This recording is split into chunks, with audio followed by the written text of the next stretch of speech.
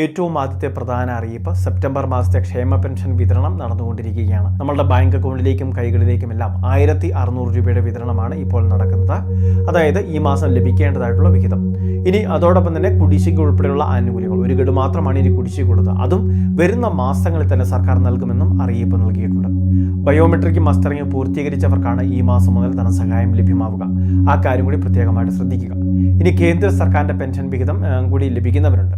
അതായത് നിലവിൽ 200 രൂപ ലഭിക്കുന്നവർ, 300, അതോടൊപ്പം തന്നെ 500 എന്നിങ്ങനെ ധനസഹായം ലഭിക്കുന്നവർ.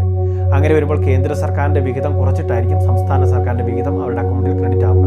അങ്ങനെ വരുമ്പോൾ 1100 രൂപ ലഭിച്ചവരുണ്ടാകും, 1300 ലഭിച്ചവരുണ്ടാകും, അതോടൊപ്പം തന്നെ 1400 അക്കൗണ്ടിലേക്ക് ലഭിച്ചവരുണ്ടാകും. ഇവർക്ക് ബാക്കി ശേഷിക്കുന്ന തുക കേന്ദ്ര സർക്കാരാണ് നൽകേണ്ടത്. ഇതിന്റെ വിതരണവും ഈ സമയത്ത് തന്നെ ആരംഭിക്കും.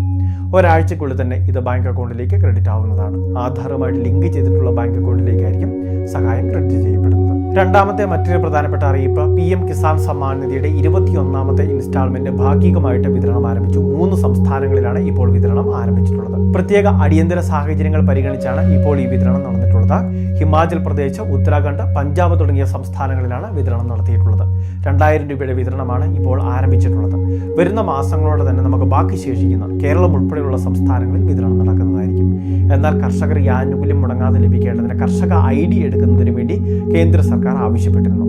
അതായത് ഫാർമേഴ്സ് ID ജനറേറ്റ് ചെയ്യുന്നതിന് വേണ്ടി കൃത്യമായിട്ട് അതൊക്കെ ജനറേറ്റ് അഗ്രിസ്റ്റാക്ക് ഫാർമേഴ്സ് ID എടുത്തിട്ടുള്ള ഇത്തരത്തിൽ ജനറേറ്റ് ചെയ്തിട്ടുള്ള കർഷകർക്കായിരിക്കും ഈ ധനസഹായമെല്ലാം ലഭിക്കുന്നത്. സഹായം മുടങ്ങാതിരിക്കുന്നതിന് കർഷകർ ഈ കാര്യങ്ങൾ എത്രയും വേഗം പൂർത്തിയാക്കുക. 21ാമത്തെ ഇൻസ്റ്റാൾമെന്റ് വിതരണവും ഇപ്പോൾ ആരംഭിച്ചിരിക്കുകയാണ്. മൂന്നാമത്തെ മറ്റൊരു പ്രധാനപ്പെട്ട അറിയിപ്പ് സ്ത്രീകൾക്ക് ഒരു സംരംഭം ആരംഭിക്കുന്നതിന് വേണ്ടി ശരണ്യ എന്ന് പറയുന്ന ഒരു പ്രത്യേക പദ്ധതി. ഇത് എംപ്ലോയ്മെന്റ് എക്സ്ചേഞ്ച് വഴി നടപ്പിലാക്കുന്ന ഒരു സ്കീമാണ്. നിലവിൽ വിധവകൾക്കും അതോടൊപ്പം നിയമപരമായിട്ട് വിവാഹബന്ധം വേർപ്പെടുത്തിയവർക്ക്, ഭർത്താവിനെ കാണാതായവരുണ്ട്, അങ്ങനെയുള്ളവർക്ക്, 30 വയസ്സിന് മുകളിൽ പ്രായമുള്ള അവിവാഹിതരായിട്ടുള്ള സ്ത്രീകൾക്ക്, അതോടൊപ്പം തന്നെ ഭർത്താവിന് നട്ടലിന് ക്ഷതമൊക്കെ സംഭവിച്ച സ്ത്രീകൾ, അപ്പോൾ ഇങ്ങനെയുള്ളവർക്കെല്ലാം മുൻഗണന നൽകിയാണ് ഇത്തരത്തിൽ വായ്പ വിതരണം ചെയ്യുന്നത്. പലിശരഹിതമായിട്ടാണ് 50,000 രൂപ ലഭിക്കുക. ഈ 50,000 രൂപയിൽ 25,000 രൂപ സർക്കാർ സബ്സിഡി കൂടിയാണ്. ബാക്കി ശേഷിക്കുന്ന തുക തുല്യ ഗഡുക്കളായിട്ട്, അതായത് ഏകദേശം 400 രൂപ മുതൽ 500 രൂപയ്ക്ക് ഇടയ്ക്ക് ഒരു അടവാണ് നമുക്ക് മാസം വരുന്നത്. ഇങ്ങനെ 5 വർഷ സമയം നമുക്ക് അനുവദിക്കുകയും ചെയ്യുന്നുണ്ട്.